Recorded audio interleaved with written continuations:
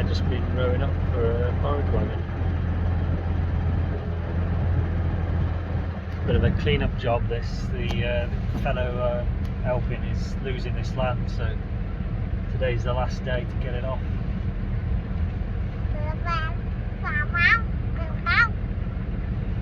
So it's not ideal conditions. It's a bit wet really on the ground.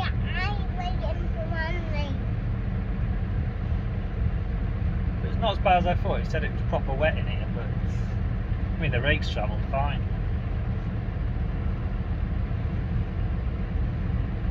And then he said that wagon's travelling alright, so probably a better option than bailing it, because if you bail it all then you're dragging trailers around the field. You can end up making a right mess.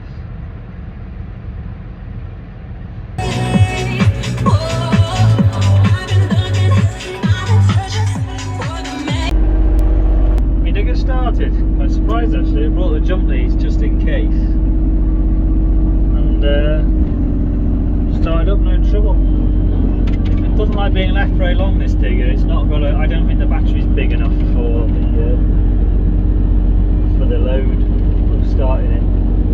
If you leave it for any more than, I would say, a week, it doesn't normally have enough power to start it. It's not a very old battery either. I just don't think it's the right size battery for the machinery.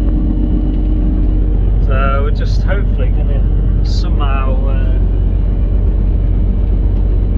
getting towards the end of this job now. It's been a hell of a job. It's only like a, I don't know, 3 or 4 acre field, but we've basically had to fence all around it.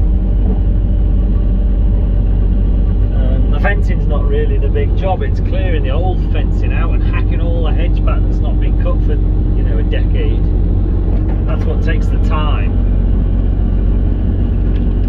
But yeah, we're on the home straight now. We're on the last sort of section. Don't know whether we'll get it finished today. But we'll hopefully at least get the majority of it done. There's a couple of posts in here because we ran out of posts the other day, so there's a couple of posts in there just to finish off. And then we're on the last run now to just basically join up with where we started, which is up here. The weather's a bit bleak, it's sort of drizzling. I'm hoping it's going to blow off really, but if not, I'll just have to stay in the digger and let Dan do all the outside work. So, yeah, we'll see how we get on. We've got a bit of a dog leg, so we've got sort of 1, 2, 3 big posts to knock in, and then we've got to somehow fence through a big dip, which we haven't really figured out how we're going to do yet. We might just have to leave the wire loose and then pull it down the dip. It's a difficult one to figure out without using loads of big strainer posts. It's not very easy to do. I think you have to sort of figure it out as you go along.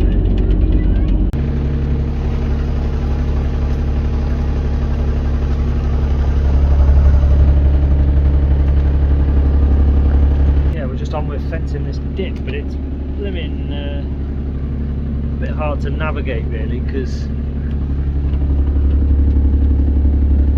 you can't really pull your wire tight until you know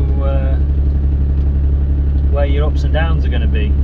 So what we've done is we've attached it, we've tensioned it with a tractor, and then we're going to we've pulled it tight for now, and then we're going to start putting posts in this end, and as we go down the dip we might need to let the tension off, because obviously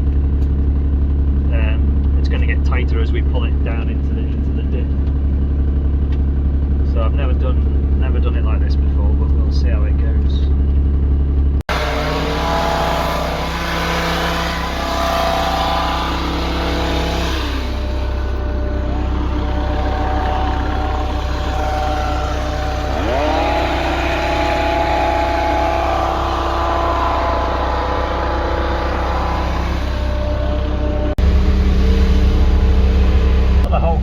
Cutting hedges.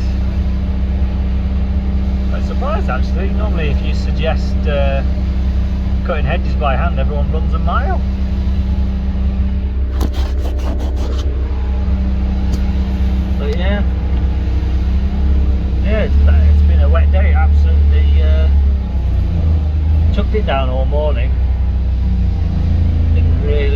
just felt like doing anything. But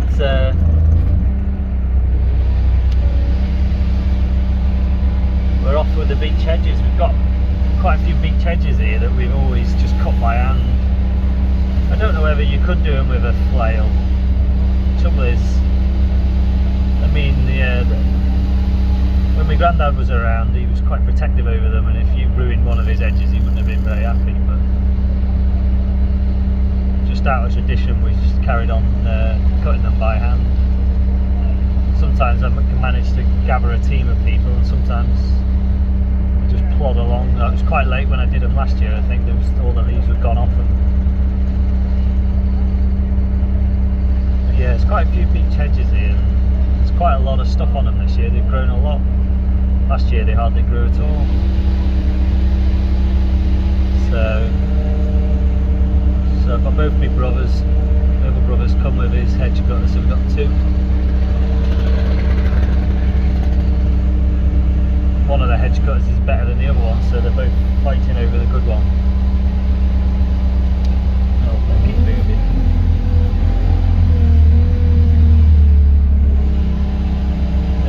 Yeah, one of them's got like a bit of a blade lip on it, which is better for doing the tops because you can drag the stuff off the top.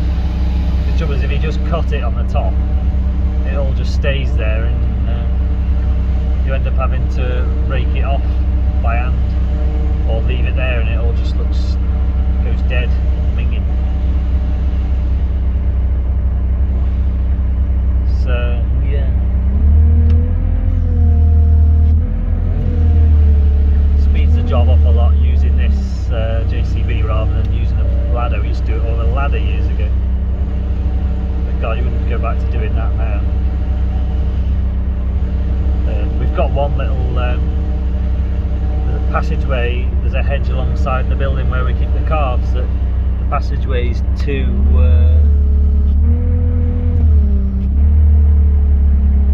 yeah, the passageway is too narrow for